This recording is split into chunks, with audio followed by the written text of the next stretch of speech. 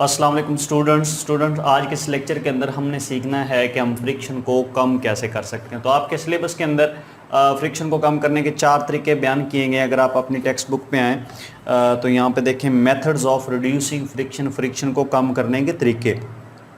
The friction can be reduced, के friction को कम किया जा सकता है कैसे?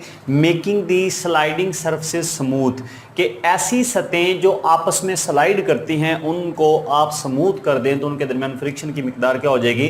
कम हो जाएगी। मिसाल के तौर पे कोई एक सतह है वो दूसरी सतह के ऊपर स्लाइड कर रही है, ठीक है, तो उनके दरमियान फ्रिक्शन होती है। अब आप उस फ्रिक्शन को कम कैसे कर सकते हैं कि ये जो दोनों सतहें हैं इनको आपने बिल्कुल जो है वो स्मूथ कर देना है, हमवार कर देना है, तो फिर इन सतहों के दरमियान कोई भी फ्रिक्शन जो है वो नहीं होगी, मतलब फ्रिक्शन काफ़ी हद तक जो है वो कम हो जाएगी। जैसे अगर आप अपने हाथों को आपस में रब करते हैं तो आपको काफ़ी ज़्यादा फोर्स लगानी पड़ती है, क्योंकि हाथों के दरमियान काफ़ी ज़्यादा हद तक जो है वो फ्रिक्शन मौजूद है।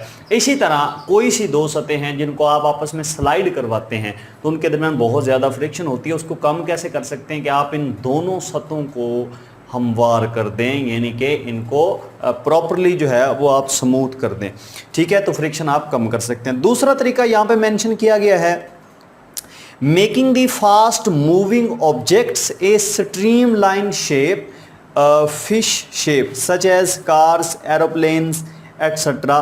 This causes the smooth flow of air and thus minimizes air resistance at high speeds। अच्छा, यहाँ पे बड़ी उसने काम की बात की है कि फ्रिक्शन को कम करने का जो दूसरा बेहतरीन तरीका है वो ये है कि जो चीज़ें बहुत ज़्यादा स्पीड के साथ मूव करती हैं उनकी शक्लें आपने जो है वो फिश टाइप बनानी है, यानी कि यहाँ पे कह रहा है स्ट्रीमलाइन।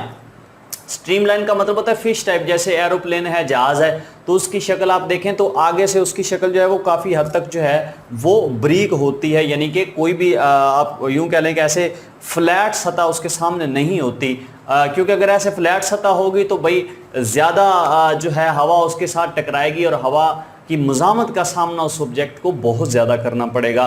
तो अगर आप उसकी सतह स्ट्रीम लाइन जैसे मछली की तरह, मछली की जो शक्ल है उसकी तरह अगर आप उसकी शक्ल बना देंगे तो फिर कम रेजिस्टेंस का सामना करना पड़ेगा। तो ये भी एक बेहतरीन तरीका है कि जो चीज़ें बहुत ज़्यादा हाई स्पीड के साथ मूव करती हैं, जैसे गाड़ी की आप बात कर लें, कार की, जहाज़ की बात कर लें, ठीक है, तो इनकी सतहें आप क्या कर दें? स्ट्रीम लाइन बना दें, फिश शेप बना दें, तो फिर काफ़ी हद तक फ्रिक्शन को आप कम कर सकते हैं। तीसरा तरीका यहाँ पे बयान किया गया है, लुब्रिकेटिंग द स्लाइडिंग सरफेसेस, के जो सतहें आपस में, जैसे मैंने पहले ये जो तरीका था पहला मैंने आपको बताया तो उसमें भी यही था कि दो सतहें स्लाइड कर रही हैं तो उनके दरमियान फ्रिक्शन कम कर सकते हैं उन सतहों को स्मूथ करके। एक और तरीका भी है कि जो सतहें आपस में स्लाइड कर रही हैं उनके दरमियान कोई लुब्रिकेंट मटेरियल लगा दें, यानी कि कोई ग्रीस वगैरह लगा दें या ऑयल वगैरह यूज़ कर लें, तो उससे क्या होगा? दो स्लाइड होने वाली सतहों के दरमियान जो फ्रिक्शन है वो काफ़ी हद तक जो है वो क्या हो जाएगी? कम हो जाएगी। जैसे मशीन के पुर्जे होते हैं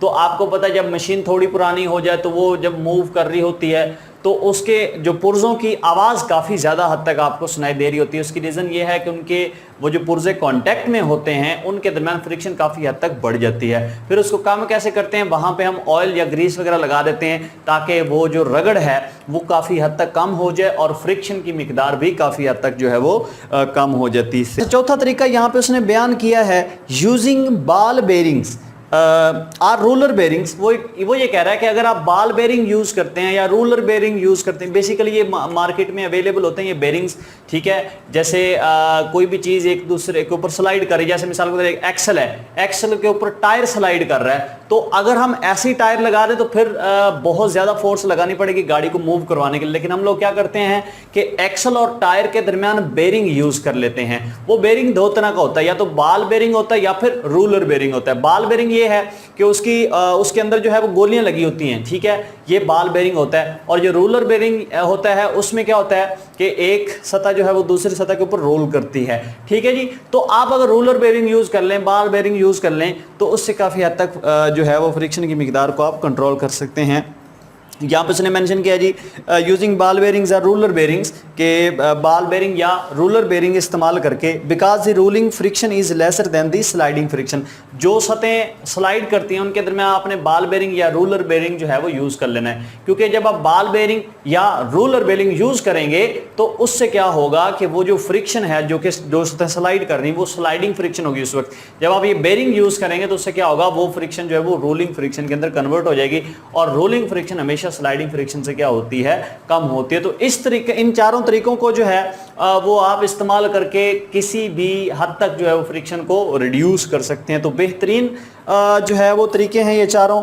तो भाई ये एग्जाम पॉइंट ऑफ व्यू से देखा जाए तो ये क्वेश्चन काफ़ी अहम है, पेपर के अंदर आ भी जाता है। लॉन्ग के हवाले से अक्सर ये आता है, शॉर्ट के हवाले से आए तो वो कोई से दो तरीके पूछ लेता है कि फ्रिक्शन को कम करने के कोई से दो तरीके लिखें, लेकिन अगर लॉन्ग के हवाले से पूछ ले तो फिर वो ये चारों तरीके ही पूछेगा।